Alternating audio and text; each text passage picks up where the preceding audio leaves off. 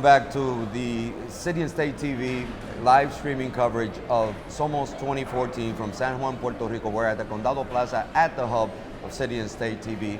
And we're now joined, actually, we've been having a conversation before this, and we're trying to figure out what the name is. So aside from the fact that Shelley, her first name turns to Conchita in Puerto Rico, I'm trying to tell her, but wait a minute, I'm arguing about this assembly person, this member of the legislature. I'm telling her, no, your last name is Mayer, and she says Mayer. And so we're discussing this because the way we read it. Now, first of all, welcome and thanks for joining us here at the Hub. Thank you, it's a pleasure. It's a pleasure to hear you the other day and to be with you. Oh, thank you so much. Now, estás en Puerto Rico.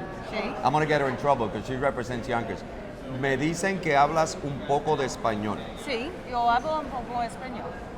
So she speaks a little bit of Spanish, and I'm going to get right to it because besides the fact that she has a really interesting trajectory because you worked in the legislature, yes, and you worked as a council and you were doing all kinds of things. You were elected before this time around, right? Yes, I was in 2012. You in 2012? And then again in 2014. So I'm sort of introducing you to our audience here, but after knowing how the legislature, what made you want to go back as an elected official? You know, I have a passion for public service, and I'm not a cynic. I've been around a long time. I believe there's really good things you can do if you get into it, roll up your sleeves, and work hard. And so the opportunity to serve a community like Yonkers, where I grew up, and I'm very passionate about it, it's tremendous opportunities. Plus, I have the knowledge of how to get things done. If you're not biased, you can just get in and make change. And I've tried and I've already made a difference. So it was a good fit for me. It was a good fit. Yes. So let me ask you this. You've been involved in the process. You've seen from the inside, but really not from a position where you had to vote on legislation, right, but you influenced it. Give me your perspective right now on the reset that has occurred from this past Tuesday election. Excuse me, I'm getting a sore throat. But with regards to not only the nation, which there was a reset at the national level, we know what happened in Congress, but rather in New York State, which in reality, a strong governor, sitting governor, right, who did extraordinary things during the first 4 years, admittedly. Some compare him to his father's 12 and say that he's done even better, with all due respect to Don Mario Cuomo. He doesn't garner the support that many thought he would, and you have Rob Astorino, practically an unknown, without or very little money, and he gets 41% of the vote. How do you interpret this? Well, I think there's a number of factors. One is, you know, we were sort of ground zero for this. We know Rob Astorino incredibly well in Yonkers. He spent a great deal of time there as he campaigned and as our county executive. Of course, we know the governor very well. Two very strong people. I think one of the challenges, and it's appropriate to bring it up today, is we are not including an electorate that represents who really lives here. Yonkers is a third Latino, and I suspect the number of Latinos who actually voted in this election was very small. And we are not talking about the issues that matter enough, any of us, to ordinary working people in New York. Yes, I'm a big supporter of increasing the minimum wage and Women's Equality Act, but you know what people want more than anything is jobs, good paying jobs, and the opportunity to grow to a middle class life. And that's the thing that neither party does a good enough job of addressing and bringing people in. People are cynical, apathetic, angry, and I've gone door to door every day in the last several months, and there's so much hostility towards the process. We got to turn that around, and we can do better by opening our doors and listening to all of our constituents better. So the voice that you've heard on this door-to-doors, yes, projected to the wider area of Yonkers, to Westchester County, throughout the state, to the 62 counties, to the nation. So what is it that the party leaders, in the case of, and I don't want to put you on the spot, but clearly the governor, Women's Equality Party was a way for him to get back at the Working Families Party. Clearly the electorate, the constituents are not interested in this.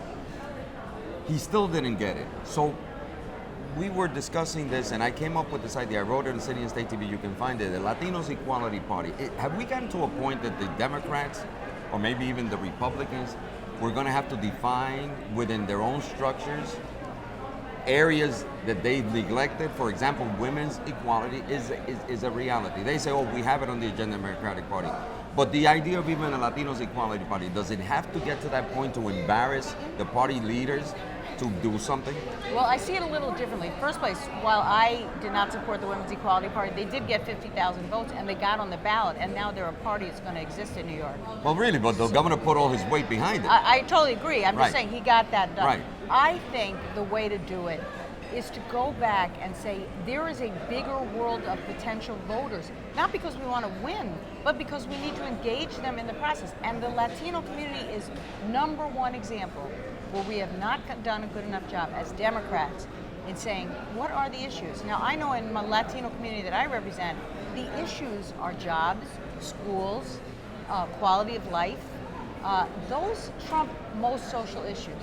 I mean, Rob Astorino is socially conservative. He does quite well in some segments of the Latino community, in part because he talks about these issues. We need to continue to talk about them more and bring people in. This is where I think, hopefully we don't get to a Latino Equality Party, because we have so many needs. They don't need to be segmented like that, in my opinion. I believe we do better as a real Democratic Party in opening and listening better and bringing people into the process and trying to turn away some of the cynicism and ill will towards politics that is so pervasive. I understand your point, and I just have to take it.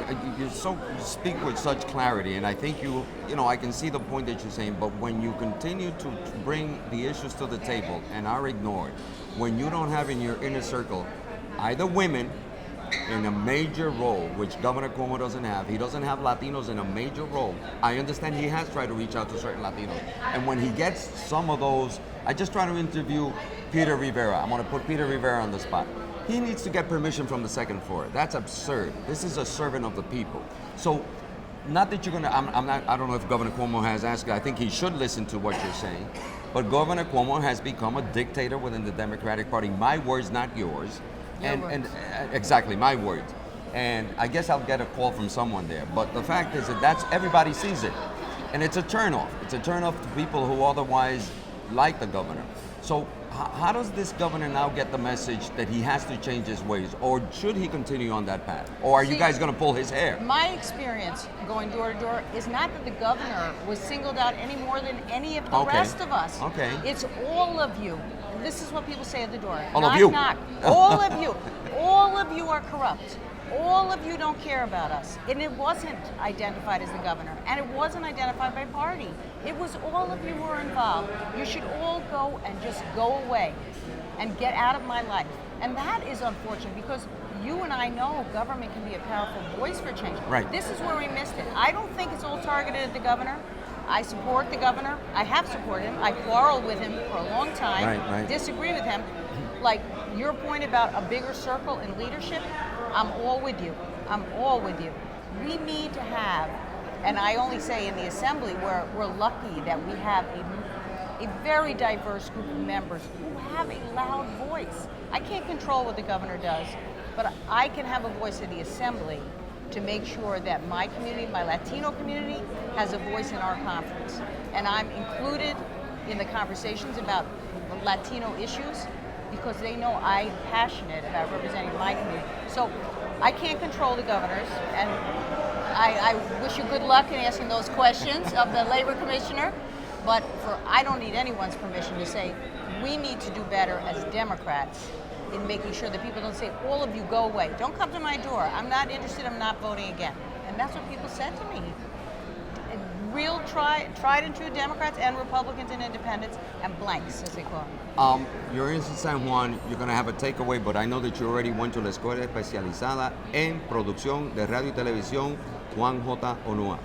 I know you had a great time, the interview in Spanish, so you perfected your Spanish. I'm not going to put you on the spot right now. What we'll do is come back to you. I want to get, maybe when we're back in New York City, your full takeaway from this conference and what it means in terms of impacting you as you go into the session next year to see what, for your constituents, but rather the whole Latino inclusion that has been neglected in general by the Democratic Party. So we'll catch up with you on that. Thank you for being with City and State TV streaming live. Mucho gusto. Encantado. Muchas gracias a ti. Gracias. And we'll be back with you right here at the Hub at City and State TV from the Condado Plaza, SOMOS 2014, the fall conference.